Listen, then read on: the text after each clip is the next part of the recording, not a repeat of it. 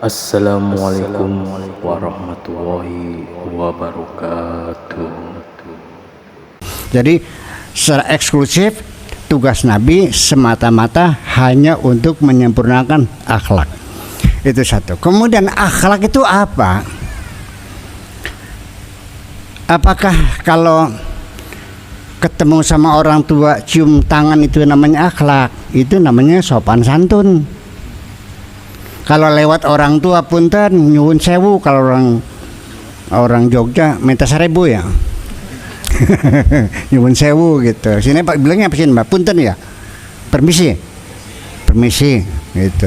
Itu namanya bukan akhlak, itu namanya sopan santun, budi pekerti. Pakai orang yang tua ngomongnya pakai bebasan. Sama suami ya manggilnya jangan panggil namanya Pak, ada pertambahannya, ada abang, ada AA dan sebagainya, kan begitu. Itu namanya budi pekerti, tata krama, sopan santun. Akhlak siapa? Nah di sini akhlak itu adalah berasal dari kata khalaqa, artinya mencipta. Alladzi khalaqas samawati wal arda, yang telah mencipta langit dan bumi. Khalaqa, yang mencipta namanya khaliqun.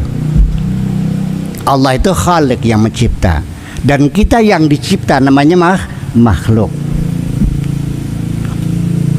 Hubungan antara khaliq dan makhluk ini al-khuluq. Yang dicipta namanya makhluk, yang mencipta namanya khaliq. Hubungannya adalah khuluq, khuluqun wa innaka la'ala khuluqin azim. Nah, kata khuluq ini mufrad dijamakan menjadi akhlak. Sehingga artinya akhlak itu bisa kita mengerti adalah hubungan antara, nisbah antara khaliq dan makhluk, namanya al-khuluq. Jadi artinya yang namanya orang itu berakhlak mulia adalah orang yang memposisikan dirinya sesuai dengan proposal awal tujuannya. Oke, ini apa namanya? Untuk apa? Baca. Itu dipakai. Di mana dipakainya? Di pantat? Di mata. Untuk apa?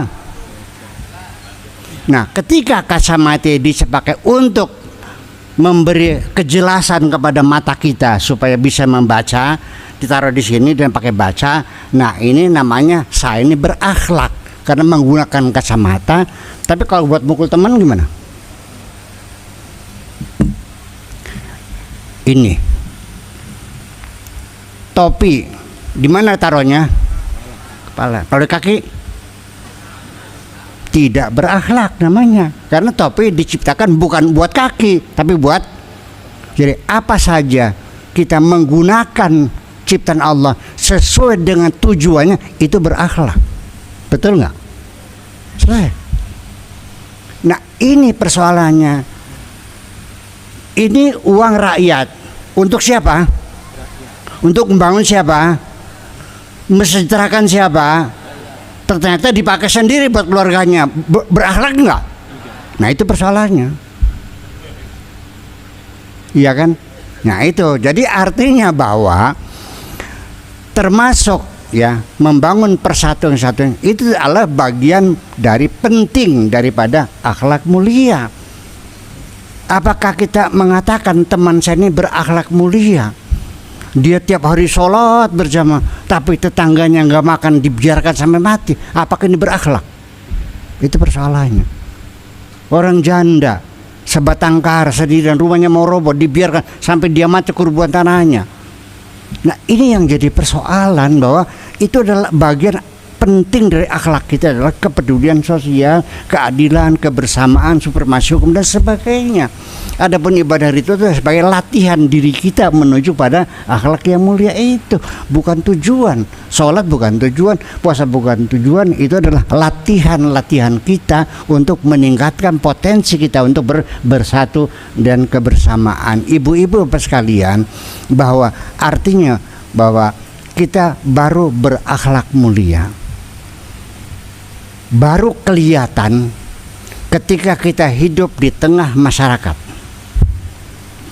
Ketika kita hidup sendirian di tengah hutan bersama binatang, saya nggak tahu bagaimana menilai Anda akbar atau tidak.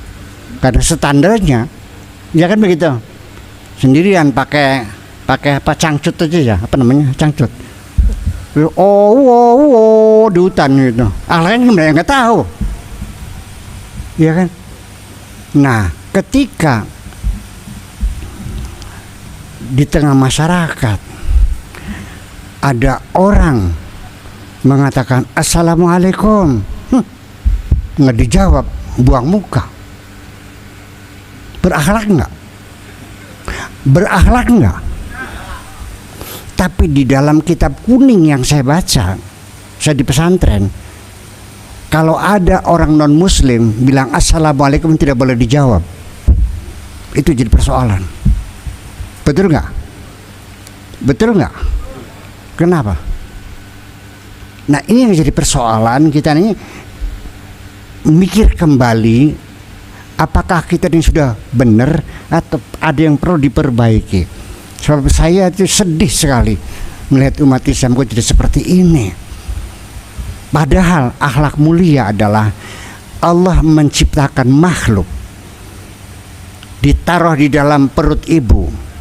Setelah umur 4 bulan Allah berfirman, wa idza sawaituhu, ketika aku sempurnakan bentuknya, wa nafakhtu fihi min ruhi, dan aku tiupkan ke dalamnya dari rohku, faqa'u lahu sajidin, maka bersujudlah kalian semua kepadanya.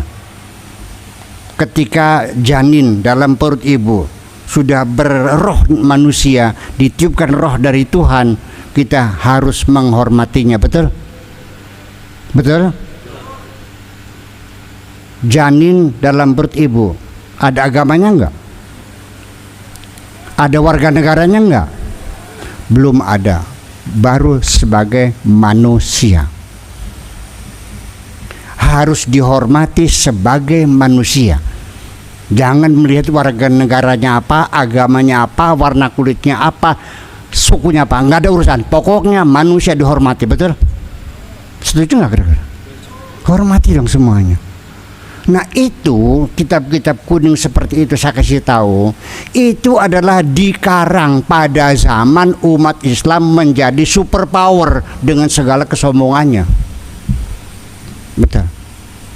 Yang di Al-Qur'an hadisnya, wa idza huyitum bi tahiyyatin fahayyu ilaiha bi ahsana minha aw rudduha bi mithliha. Ya, assalamualaikum. Harus lebih baik. Waalaikumsalam warahmatullah. Kalau yang bilang assalamualaikum warahmatullah, apa jawabnya? Waalaikumsalam warahmatullahi wabarakatuh. Kalau yang mengatakan assalamualaikum warahmatullahi wabarakatuh, jawabnya gimana? Waalaikumsalam warahmatullahi wabarakatuh wa maghfiratuh. Harus lebih baik. Masa nah, itu persoalannya. Jadi artinya mengajak permusuhan. Nah, ini saya ingin bukan lagi menyalahkan umat Islam, tapi ingin mengoreksi, karena seorang Islam ingin mengoreksi. Bagaimana juga innama bu'aitu liutamima makarimal akhlak. Jadi kalau bilang assalamualaikum nggak dijawab, berakhlak nggak?